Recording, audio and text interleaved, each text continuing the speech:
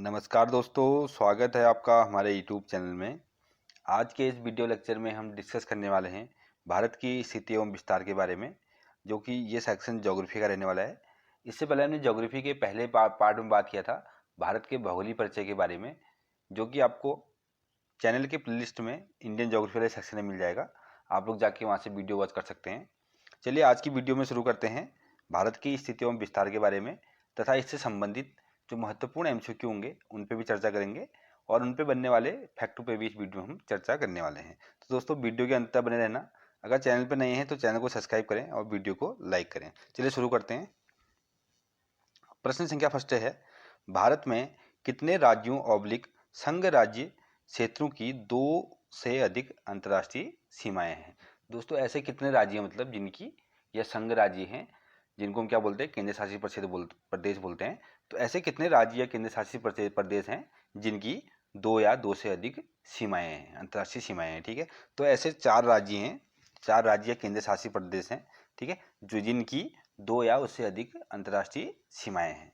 ठीक है, इनमें से सिक्किम हो गया, अरुणाचल प्रदेश, लद्दाख और पश्चिम बंगाल 4 ऐसे राज्य या केंद्र शासित प्रदेश हैं जिनके 2 या 2 से अधिक अंतर्राष्ट्रीय सीमाएं। अगर सिक्किम की बात करें तो सिक्किम भूटान, नेपाल प्लस चाइना के साथ अपनी सीमाएं साझा करता है। ठीक है, अगर साथ में अरुणाचल प्रदेश की बात करें तो अरुणाचल प्रदेश चाइना, म्यांमार और भूटान के साथ अंतर्राष्ट्रीय सीमाएं साझा करता है। ठीक है, लद्दाख की बात करें तो लद्दाख पाकिस्तान प्लस चाइना और अफगानिस्तान। ठीक है, लद्दाख पाकिस्तान, अफगानिस्तान और चाइना के साथ अपनी सीमा साझा करता है। चौथा जो स्टेट है वो है पश्चिम बंगाल।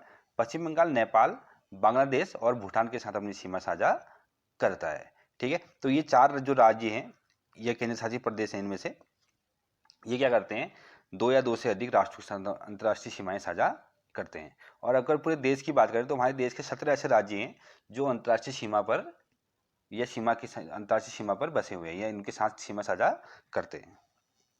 नेक्स्ट है, निम्न द्वीपों में से कौन सा एक 10 अंश जलमार्ग या 10 डिग्री चैनल जिसको बोलते हैं द्वारा आपस में पृथक किया जाता है। ठीक है, जो 10 डिग्री चैनल है उसके द्वारा कौन पृथक किया जाता है, इंपोर्टेंट प्रश्न है। तो दोस्तों ये किया जाता है अंडमान एवं निकोबार। जो ऑप्शन नंबर ए है ये हमारा करेक्ट हो जाएगा। ये क्या करता है, 10 डिग्री जो चैनल है उसके द्वारा इन दोनों को अलग किया जाता है। ठीक है, जो 10 डिग्री अक्षांश से उत्तर में स्थित है। ठीक, तो करेक्ट आंसर हमारा जाएगा ऑप्शन ए, अंडमान एवं निकोबार 10 डिग्री चैनल द्वारा पृथक किया जाता है।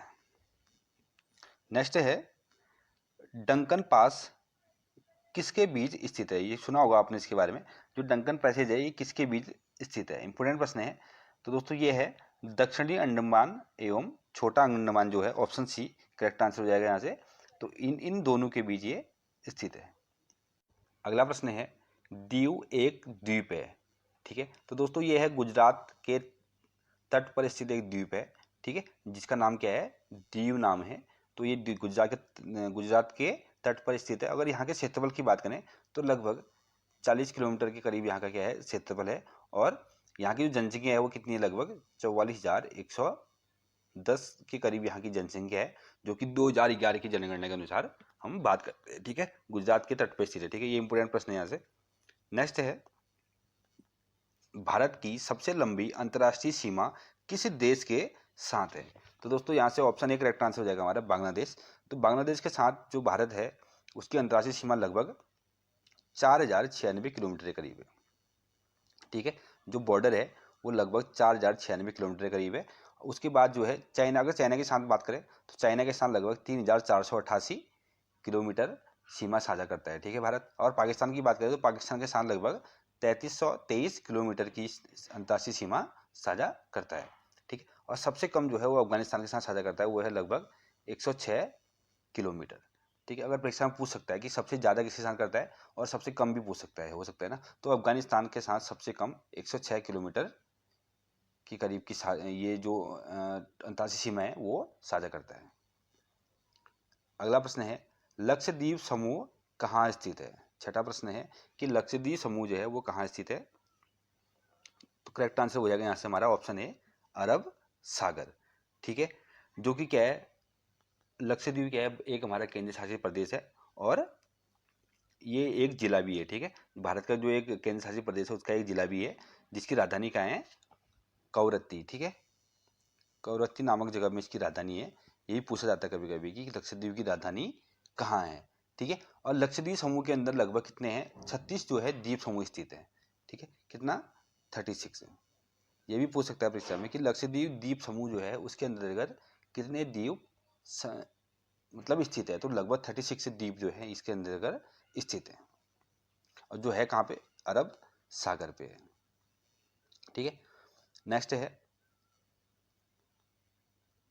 कौन सा राज्य पहले नेफा के नाम से जाना जाता था, तो करेक्ट आंसर बन जाएगा यहाँ से Arunachal Pradesh. Option C correct answer हो जाएगा, अरुणाचल प्रदेश, जिसको नेफा के नाम से जाना जाता है। नेफा का मतलब होता है नॉर्थ ईस्ट फ्रंटियर एजेंसी, यानी कि उत्तर पूर्व सीमांत प्रदेश के नाम से जाना जाता था पहले, किसको, अरुणाचल प्रदेश को, जो कि क्या था, जो ब्रिटिश राज एवं स्वतंत्र भारत में क्या था, एक प्रशासनिक विभाग था। ठीक है, 1972 तक, 1972 तक क्या था, ब्रिटिश राज के समय से, और स्वतंत्र भारत जब भारत आज़ाद हुआ उसके बाद एक प्रशासनिक विभाग था। और 1972 में, लगभग 1972 में इसको क्या किया गया था, केंद्र शासित प्रदेश बनाया गया था। ठीक है, जिसमें क्या होता है, केंद्र द्वारा शासन रहता है। केंद्र शासित प्रदेश जैसे हमारे इस समय भी क्या है, लक्षद्वीप, अंडमान निकोबार की दिल्ली हो गया, ये क्या है, केंद्र शासित प्रदेश है। उसी प्रकार का ये भी क्या था, एक केंद्र शासित प्रदेश था। ठीक है, और लगभग 1987 में इसको फिर पूर्ण राज्य का दर्जा दिया गया। कब, 1987 में अरुणाचल प्रदेश को पूर्ण राज्य का दर्जा दिया गया। ठीक है, अगर इसकी राजधानी की बात करें तो इसकी राजधानी कहाँ है, जो वर्तमान में भी राजधानी ये है ईटानगर। ठीक है दोस्तों, बढ़ते हैं अगले प्रश्न की ओर। नेक्स्ट है, राम सेतु कहाँ स्थित है। इंपॉर्टेंट प्रश्न है, पूछा जाता है यहाँ परीक्षा में कि इसका जो दूसरा नाम है वो नाम भी पूछा जाता है। ठीक है, राम सेतु कहाँ स्थित है, तो ये कहाँ है, पाक जल डमरू मध्य, मतलब पाक जो जल संधि जिसको बोलते हैं वहाँ पे ये स्थित है। ठीक है, जिसकी लंबाई लगभग कितनी है, 35 से 48 किलोमीटर के करीब इसकी लंबाई मानी जाती है, जो राम सेतु है, जो कि क्या है, एक दावे के अनुसार, जो वैज्ञानिकों के अनुसार जो खोज की गई उसमें बताया गया है कि लगभग 35 से 48 किलोमीटर के बीच इसकी लंबाई है। ठीक है, इसको क्या, इसको एडम ब्रिज, इसका एक अलग अलग नाम है, जिसको एडम ब्रिज के नाम से भी जाना जाता है। ठीक है, क्योंकि माना जाता है कि जो एक पर्वतारोही थे, तो वो एडम ब्रिज जो थे, इसी ब्रिज को पार करके क्या गए थे, श्रीलंका में किसी पहाड़ी में चढ़े थे, तो इस वजह से इसका नाम एडम ब्रिज के नाम से भी जाना जाता है। ठीक है, ये पूछ सकता है कि राम सेतु को किस अन्य नाम से जाना जाता है, या एडम ब्रिज कहाँ स्थित है। ठीक, तो ये आप लोग बता सकते हैं कि जो पाक जल संधि है वहाँ पे ये स्थित है। ठीक है, नेक्स्ट है, उड़ीसा में एपीजे अब्दुल कलाम के नाम पर किस द्वीप का नाम रखा गया है, मोस्ट इंपोर्टेंट प्रश्न है। ठीक है, उड़ीसा में जो एपीजे अब्दुल कलाम के नाम पे किस द्वीप समूह का नाम रखा गया है, तो दोस्तों ये रखा गया है ऑप्शन डी, व्हीलर द्वीप जो है इसके नाम पे, एपीजे अब्दुल कलाम जी के नाम पे इस द्वीप का नाम रखा गया है। पहले इसको व्हीलर द्वीप के नाम से जाना जाता था, अब क्या नाम से जाना जाएगा, डॉक्टर एपीजे अब्दुल कलाम जी के नाम से जाना जाएगा। ठीक है, इसमें क्या है, यहाँ पर मिसाइलों के लिए एकीकृत परीक्षण रेंज इस द्वीप पर स्थित है। ठीक है, जो मिसाइलों के परीक्षण के लिए जो एक रेंज होता है वो इस द्वीप पे स्थित है, इसीलिए क्या किया गया, जो अब्दुल कलाम थे हमारे पूर्व राष्ट्रपति, इनको मिसाइल मैन के नाम से भी जाना जाता है। ठीक है, तो इसलिए इसी द्वीप का नाम ही क्या रख दिया, एपीजे अब्दुल कलाम जी के नाम पे रखा गया था। ठीक है, 2015 के बाद इस द्वीप को एपीजे अब्दुल कलाम द्वीप के नाम से जाना जाने लगा। ठीक है, आगे बढ़ते हैं। अगला प्रश्न है, भारत का सुदूर पूर्वी बिंदु कौन सा है। ठीक है, तो दोस्तों किविथु जो है ये भारत का क्या है, सबसे सुदूर पूर्वी, मतलब पूर्व में सबसे दूर क्या है, सबसे बिंदु जो है उसका नाम क्या है, किविंतु है, जो कि कहाँ पे है, अरुणाचल प्रदेश में है।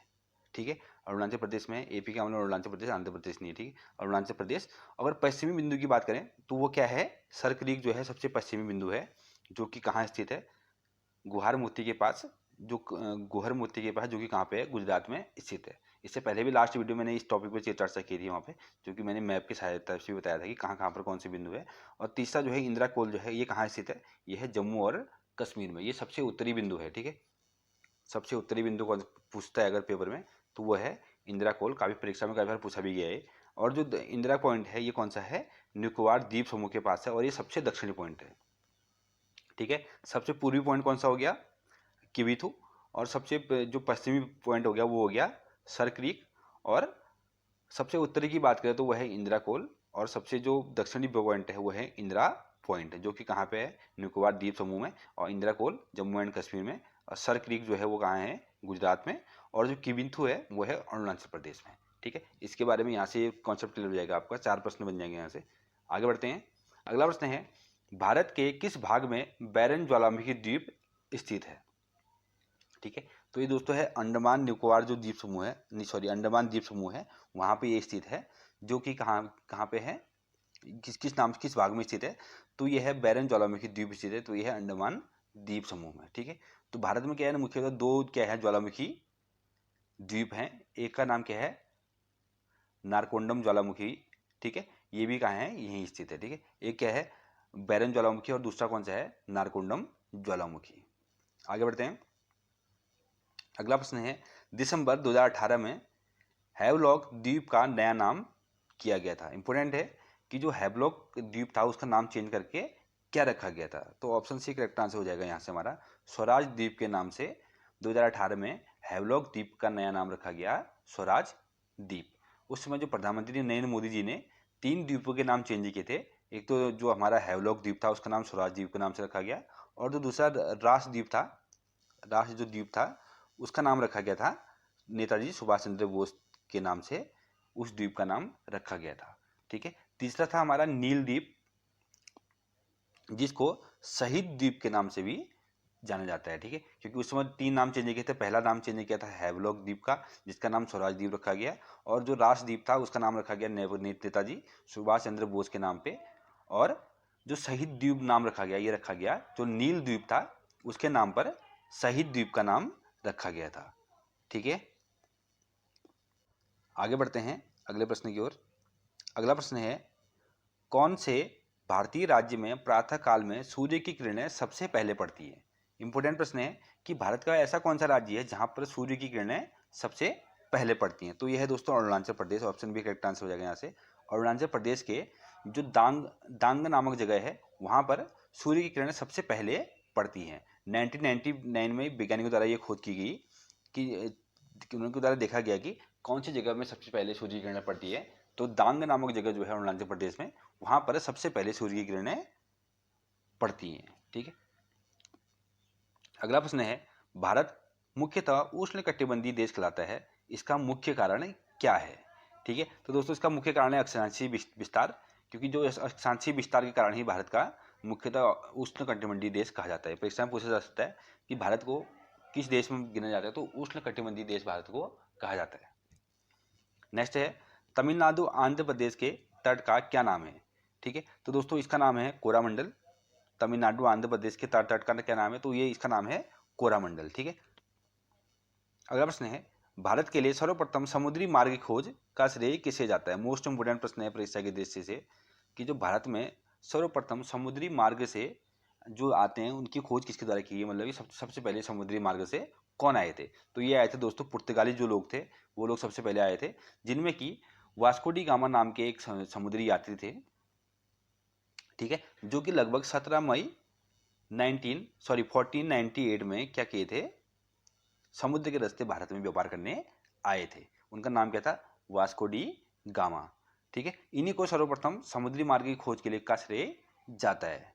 ठीक है, जो कि क्या थे, प्रथम यूरोपीय व्यापारी थे, जो जिनका नाम क्या था, वास्को डी गामा था। लगभग 17 मई 1498 में ये समुद्र के रास्ते भारत में व्यापार के लिए आए थे। अगला प्रश्न है, निम्नलिखित में से भारत में निम्नलिखित में से किस राज्य की तट रेखा सबसे लंबी है। तो दोस्तों सबसे लंबी जो तट रेखा है वो है गुजरात की, लगभग 1600 किलोमीटर के करीब क्या है गुजरात की ये रेखा है। और जो सबसे छोटा जो वो है वो कौन सा है, गोवा का है। ठीक है, गोवा की तट रेखा जो कितनी है, लगभग 101 किलोमीटर के करीब है। ठीक है, और सबसे अधिकतम पूछेगा तो अधिकतम गुजरात हो गया हमारा 1600 किलोमीटर, और सबसे न्यूनतम जो है वो है गोवा। ठीक है, और जो गुजरात जो है ये भारत के समुद्र जो वो है तट, उसका लगभग 24% अकेला क्या है, गुजरात में फैला हुआ है। ठीक है, लगभग 24% क्या है, गुजरात में ये तट फैला हुआ है, जो कि लगभग 1600 किलोमीटर है। तो मान के चलिए लगभग कितना 4800 या 4900 किलोमीटर के करीब क्या है टोटल तट भारत में है, क्योंकि लगभग तो अगर 25% के करीब अगर ये 1600 किलोमीटर होता है तो पूरा मिला के कितना होगा, लगभग 5000 किलोमीटर के करीब हमारा है, मान सकते हैं। ठीक है, आगे बढ़ते हैं।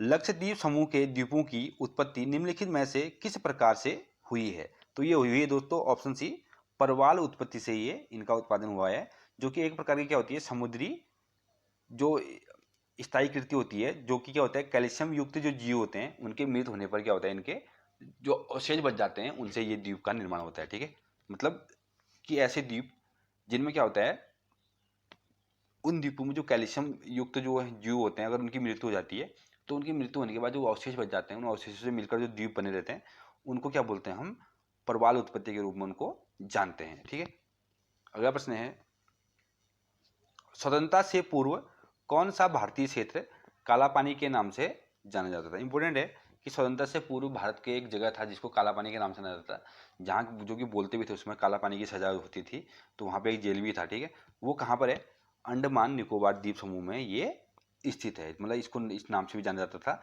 अभी कहाँ है ये, यहाँ पर स्थित है, जहाँ पे क्या होता है, काला पानी की सजा के नाम से एक सेकुलर जेल था।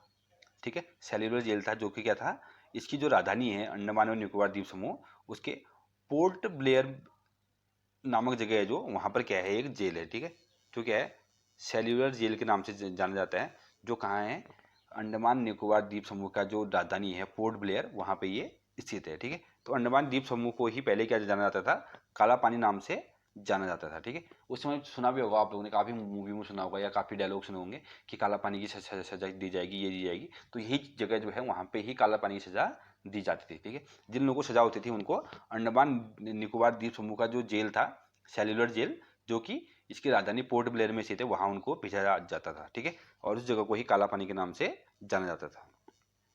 नेक्स्ट है, निम्नलिखित में से कौन सा कथन सत्य है? ठीक है, भारत पूर्णतया उत्तरी गोलार्ध में स्थित है, सही बात है, जो भारत जो है पूर्णतया उत्तरी गोलार्ध में स्थित है। भारत की आकृति चतुष्कोणीय है, ये भी सही आंसर है, इसके बारे में हमने पिछले वीडियो में बात की थी, इस प्रश्न के बारे में, इन सारी तीनों चीजों के बारे में। अगला क्या है, क्षेत्रफल की दृष्टि से भारत विश्व में 7वें तथा जनसंख्या की दृष्टि से दूसरे स्थान पर, बिल्कुल सही आंसर है।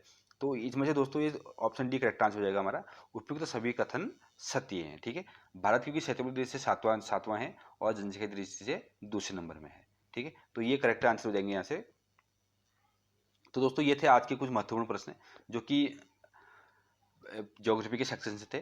ठीक है, अगर आपको वीडियो पसंद आई हो, क्वेश्चन अच्छे लगे हो, अगर आपको लगा कि इस क्वेश्चन से हमें काफ़ी हेल्प मिल रही है, तो वीडियो को लाइक करें।